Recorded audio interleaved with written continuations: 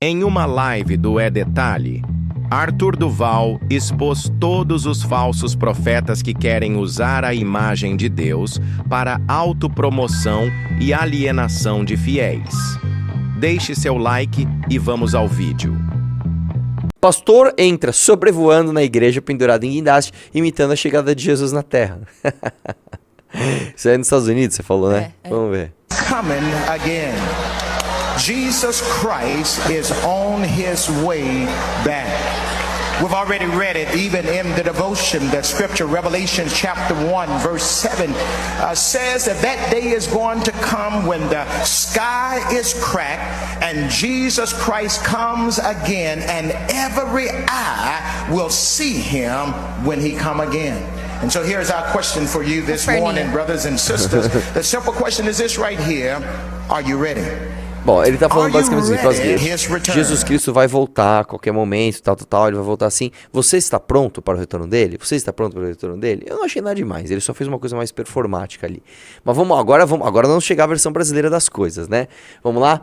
Aparou o anjo pela rabiola e entregou a revelação. Crente deslocado, eu adoro essas páginas, vamos ver. Quem que é esse daí? Esse é o nosso querido. É o nosso? É Miguel o nome dele, né? Pastor Miguel, vamos lá. Pastor Miguel, vai lá, Pastor Miguel.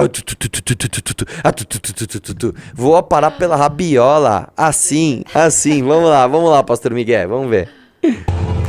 Olá.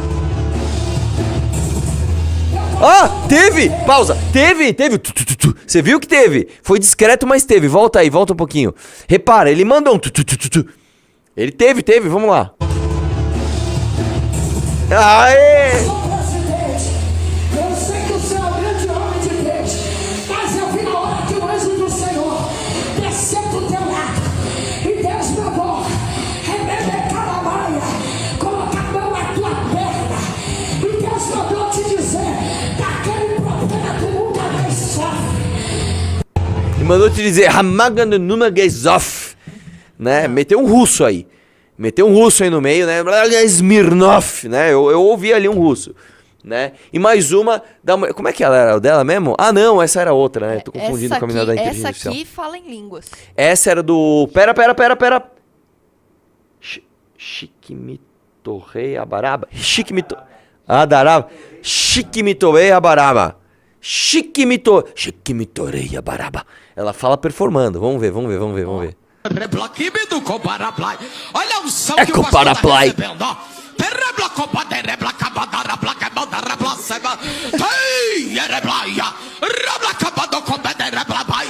Olha o som de cura!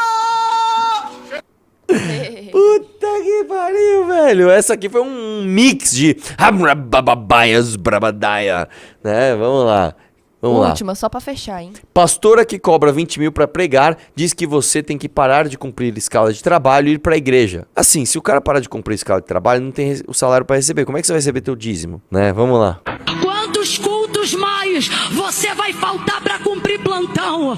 Quantos cultos mais você não vai entrar na escala da igreja porque você tem que trabalhar fora?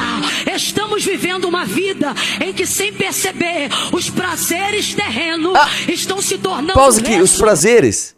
Assim, muito prazer, desculpa, eu sou porteiro, eu tô louco pra ficar na portaria nesse plantão e não vou pro culto essa noite. Vai lá. Pelo qual nós escolhemos o meio a qual Deus deve... Vamos lá. O que é esse vamos lá? Era alguém falando isso? Deixa eu falar uma assim. parada aqui. Você sabe que o brasileiro, cara, é um povo que... eu já falei isso bastante, né? Existe um negócio que é genético, inclusive, que se chama conscienciosidade. O que é a conscienciosidade? A conscienciosidade é você sentir, não só cognigir... É cognigir que se fala, né? Acho que é isso, né? Você sentir que algo está errado. O ser humano é o único animal do planeta que consegue sentir medo a partir de uma cognição que não é instintiva. Ou seja, se eu chegar para Ana e falar, Ana, é o seguinte, você tem uma dívida aqui de 100 mil reais e você vai ficar sem salário. Isso não é um leão, isso não é um fogo, isso aqui não é uma enxurrada, isso aqui não é um cara com uma lança querendo matar ela, e ela vai sentir um medo de morte através de uma cognição que ela vai ter. Ela vai falar, bom, eu não tenho dinheiro, isso vai me gerar consequências negativas, eu tô ferrada, tal. Então, através da cognição, ela sente medo. O que é a conscienciosidade? Ele é um gene que faz com que você, através dessa cognição, você entende que é algo errado e você sente isso. Né? Eu tenho isso muito forte. Como eu falei pra vocês, quando eu era criança, eu não consegui brincar na rua se eu não fizesse a lição de casa antes, porque eu ia ficar sentindo aquele negócio, puta, cara, eu tenho que fazer lição, puta, eu tenho que fazer lição. Eu sou assim até hoje, cara. Eu chegava, quando eu era adolescente, ia pra balada, eu chegava da balada com aquele cheiro de cigarro, porque na época podia fumar, né, na balada. E eu não conseguia, eu chegava cansado, eu não dormia enquanto eu não pegasse a minha roupa inteira, colocasse pra lavar, eu tomasse banho, eu fizesse tudo, aí eu ia dormir tranquilo. Senão eu ia ficar pensando, puta, mano, minha roupa tá aqui jogada. Não, esse gene da conscienciosidade sempre foi muito forte em mim. Muito, muito. Existem pessoas que têm quase nada disso. E isso faz com que você, mesmo através de uma cognição que você tenha, você não sinta o problema de não agir de forma correta, logo você não age. Como assim? Se eu chegar pra uma pessoa e falar assim, ó, vou colocar uma coisa na tua cabeça. Você engravidou uma mulher. Você engravidou uma mulher. O que acontece se você for embora, se você abandonar? Você vai sofrer essa consequência, cara. Você vai sofrer. Além do problema moral que você está causando, e você vai viver com isso pra sempre, essa mulher vai entrar na justiça, ela vai exigir um DNA, vai provar que o filho é teu, você vai ter que pagar pensão retroativa, você vai ter que pagar problema de abuso, como é que é? Abandono afetivo, você vai se fuder, cara. Só que mesmo assim, as pessoas, mesmo tendo isso, não pagam pensão, vão presas, etc. O Brasil é um país com as pessoas com tão pouca conscienciosidade que a gente não consegue fazer planejamento de curtíssimo prazo. Se eu chegar pra você e falar assim, cara, a gente tem que, por exemplo, glorificar a imagem do Tiradentes. A gente tem que glorificar a imagem do Antônio Conselheiro. A gente tem que glorificar os grandes navegadores e ao mesmo tempo os Zumbi dos Palmares, ao mesmo tempo os bandeirantes. Isso eu estou falando assim, é uma conscienciosidade longa. Nós temos que ter uma identidade nacional para que através de um sentimento de pertencimento, a gente se preocupe com o longuíssimo prazo do que os nossos filhos e os nossos netos vão viver no nosso país. Isso talvez esteja muito longe. Só que a gente não consegue fazer planejamentos curtos. Se eu chegar para uma pessoa que me dá dinheiro e falar para essa pessoa e falar, você tem que parar de trabalhar para vir aqui, me dar dinheiro hoje, você não consegue pensar que essa pessoa vai perder o emprego, ela vai perder o salário, ela não vai te dar dinheiro mais? Tipo, nem para aplicar golpe a gente consegue fazer um planejamento mínimo. A mulher falar um negócio disso da igreja, tipo assim, mano, para de fazer plantão e vem pra igreja. Cara, é de uma burrice, porque se concorda que isso no curto prazo, beleza, amanhã o cara vem, semana que vem o cara vem, pode ser que esse mês você fature legal aí. Tá aí no outro mês, e dali 3 meses, e dali 6 meses. Cara, a gente não consegue fazer isso. Eu lembro, cara, quando eu tinha posto de gasolina, e posto de gasolina oscila demais, cara, assim, tem mês que você tá bom, tem mês que você tá ruim, e em termos de posto de gasolina, funciona assim, cara. Você tem que pôr muito capital de giro na frente, porque você compra o combustível à vista, então você paga, comprei lá o combustível, pago, o cara só me paga no cartão de crédito, então eu só recebo esse dinheiro dali 30 dias descontado a taxa do cartão. Então, sempre que o combustível aumenta, e ele só aumenta, você vai pondo cada vez mais capital de giro na frente. Um dos problemas de donos de postos é que as pessoas não têm essa consciência, né, de que as coisas estão ruins e ela simplesmente adianta o cartão de crédito. Isso assim, você quer começar a fuder teu negócio, você começar a adiantar recebível, né? E o banco te liga, porque ele sabe que você é um cara burro, que vai cair em tentação. Ele te liga e fala assim, você gostaria de ter 30 mil reais agora? Pra você fazer, gostaria, adianta o teu recebível aqui. Não, cara, não vou adiantar, né? Eu vou dar outro exemplo pra você. O mês de dezembro, em posto de gasolina, é um mês que vende muito combustível. E você fica pobre. Por quê? Porque no mês de dezembro, além de você ter que adiantar muito combustível que está vendendo no cartão de crédito, que você só vai receber em janeiro, você no mês de dezembro você paga 13º. E você compra muita coisa que está girando. Então tua loja de conveniência está girando, teu posto está girando, você está repondo, você está comprando coisa pra caramba, você está pagando combustível à vista e você está pagando, você está sem dinheiro. Chega no mês de janeiro, o mês de janeiro não vende nada, o mês de janeiro é uma bosta, né? A não ser que você tenha um posto de gasolina em zona litorânea, zona de temporada onde janeiro é bom. Mas, via de regra, aqui em São Paulo, por exemplo, postos de gasolina em janeiro não vendem nada. O que acontece no mês de janeiro? Você fica rico, porque como você vende pouco combustível, você não compra combustível tanto para repor quanto você comprou antes. E aí vai caindo um monte de dinheiro de cartão de crédito de dezembro. Do cara que comprou teu combustível em dezembro. E você não tem 13º para pagar, você já pagou, né? E o IPVA e o IPTU, ele não chega em janeiro, ele chega no final de janeiro, ele chega lá em fevereiro. Então, mano, é um mês que você estoura de ganhar dinheiro. O que eu vi de colega meu, amigo meu, dono de posto, achando que tava bem. Ah, janeiro estourei, hein, meu? Aí o cara... E outra, em janeiro as coisas estão mais baratas. Porque como vendeu um monte de coisa em dezembro, você vai, por exemplo, em janeiro no shopping, as coleções que não venderam, as coisas que não venderam estão em promoção. O cara sai consumindo pra caramba. Chega em fevereiro, o cara, ó, plau, tome-lhe. O brasileiro não consegue fazer planejamento de curto prazo. Eu não tô falando nem de, cara, vamos planejar os próximos 5 anos. Não, a gente não consegue planejar o próximo mês. A mulher falar pro cara não trabalhar pra ir pra igreja, ela fudeu o próprio negócio dela, cara. Como que pode, mano? Como que pode, velho? Pois é, cara. O que é o gene da conscienciosidade? É você, através de cognição, você sabe que aquilo é errado, mas você tem que sentir que aquilo é errado. Porque aí você não faz. Entendeu? E tem pessoas que não sentem. A pessoa sabe que é errado, mas como ela não sente, ela for... Isso é uma coisa, inclusive, nesse livro que eu tô lendo, do Sapolsky, que é maravilhoso, Comporte-se, ele mostra que você ser uma pessoa totalmente fria não te torna uma pessoa absurdamente minuciosa, maravilhosa, não tem nada a ver. Né? Existe esse boato, né, de que psicopata é muito inteligente. Isso também não é verdade. Na verdade, psicopata é mais burro do que você. Porque o psicopata ele não consegue entender emoções.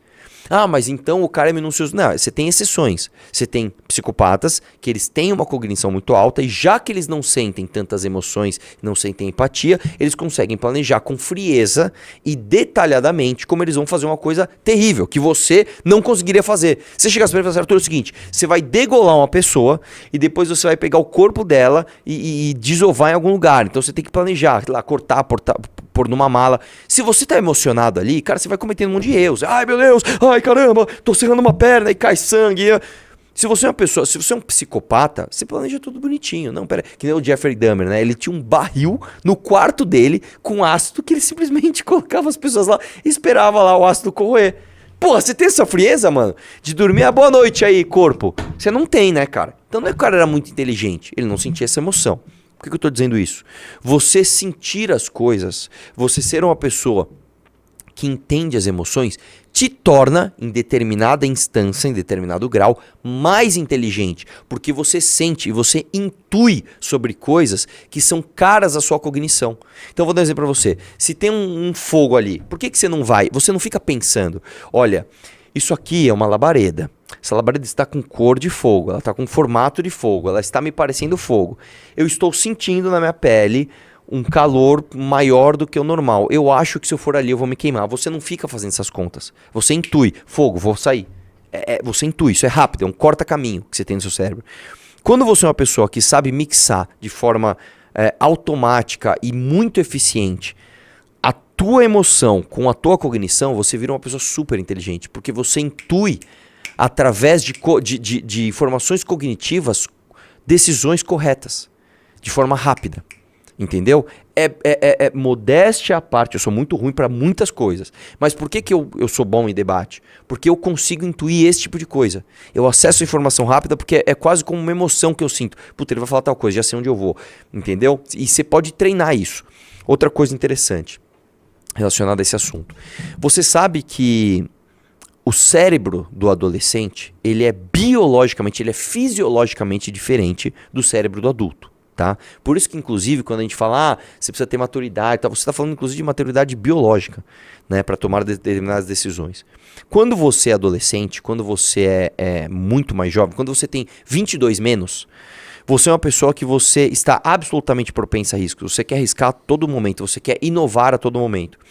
Por quê? O que acontece biologicamente no seu cérebro? O seu cérebro ele cresce, e nesse crescimento, né, quando você tem ali a multiplicação das células, o aumento das células, você tem um aumento de conexões neurais. Então, se você pegar o cérebro de um moleque de 18 anos, ele tem muito mais conexões neurais do que uma pessoa de 27, 28 anos. Então ele é mais inteligente? Não. Porque como ele tem muitas conexões neurais, o cérebro dele ainda está aprendendo, experimentando e vendo quais são as conexões mais eficientes. Entendeu? Durante a sua adolescência e no período final da sua adolescência, você mata conexões neurais. Porque são as conexões neurais que são menos eficientes. Você aprende a lidar com aquilo de uma forma mais eficiente. Então, por exemplo, vou dar um exemplo bem besta, não sei nem se cabe, né, exatamente isso aqui. Vou pegar esse celular. É que só que você aprende quando você é bebê. Se eu tenho diversas conexões neurais que fazem com que eu faça isso daqui, elas entram em conflito. Tem uma que vai ser mais burra, ela vai mandar eu pegar o celular assim, derrubei o celular, vai mandar eu fechar o dedo errado, e aí você vai aprendendo a, não, peraí, eu vou na distância certa, na força certa, na velocidade certa, eu seguro o celular do jeito certo e trago para mim. Isso acontece com todas as suas decisões, inclusive aquelas decisões que você toma de maneira automática e você nem percebe, né? Por exemplo, ao longo do, por exemplo, você repara todas as vezes que você acende e apaga a luz, você não repara, velho.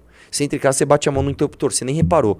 Isso é uma conexão automática. Quando você começa a treinar o teu cérebro para ter conexões automáticas de boas tomadas de decisão, você se torna uma pessoa mais inteligente, você se torna uma pessoa mais intuitiva para tomar boas decisões de formas mais eficientes, tá?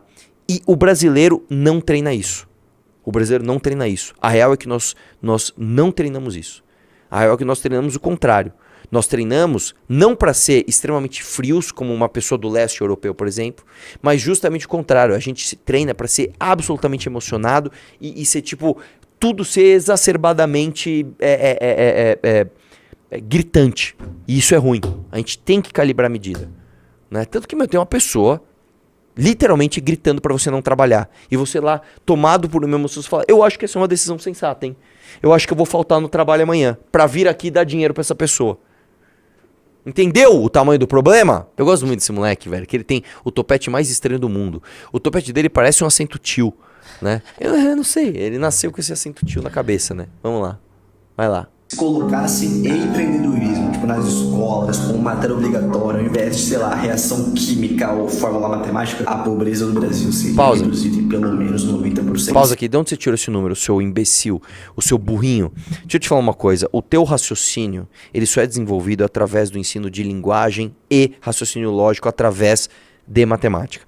Se você pegar os países mais empreendedores do mundo, se você pegar os países com melhores IDHs para se viver, você vai ver que poucas coisas são obrigatórias na escola, mas linguagem e raciocínio lógico através de raciocínio matemático são obrigatórios. Porque quando você aprende Bhaskara, quando você aprende Pitágoras, quando você aprende essas coisas chatas de X, de Y, você desenvolve o teu raciocínio lógico. Você entendeu isso ou não?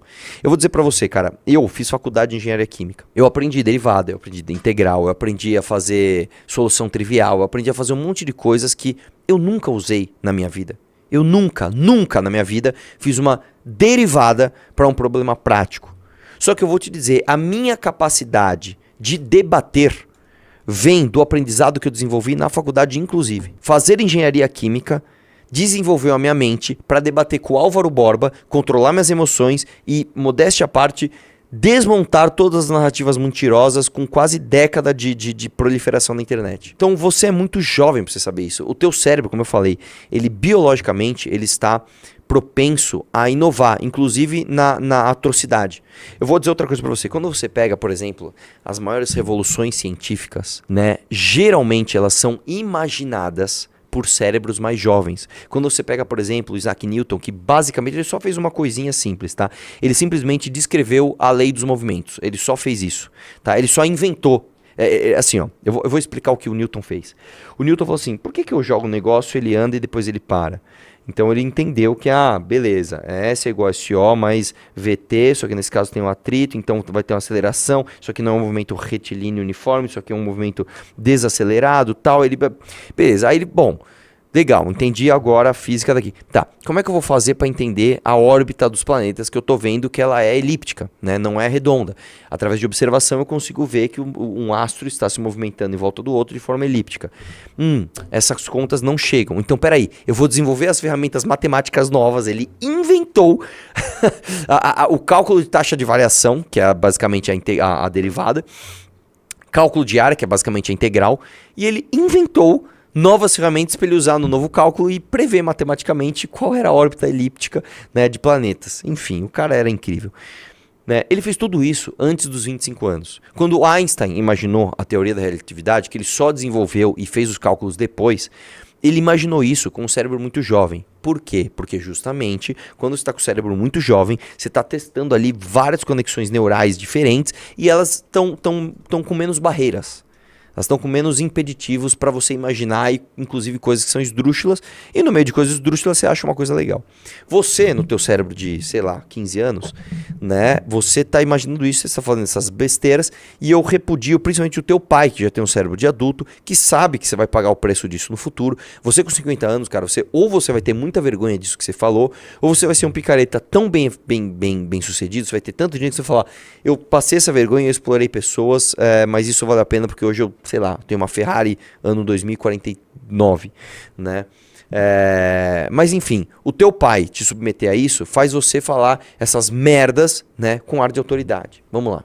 Esse conhecimento ele for replicado para as escolas, para, enfim, acessar os jovens mais carentes, todo mundo vai ter a chance de construir empresas, assim como eu faço hoje. Agora, imagina se você coloca uma matéria de negócios, sei lá, para eu dar aula. Ele queria dar aula.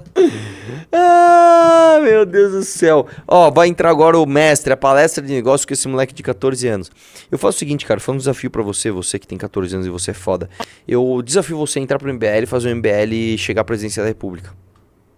Faça isso, cara.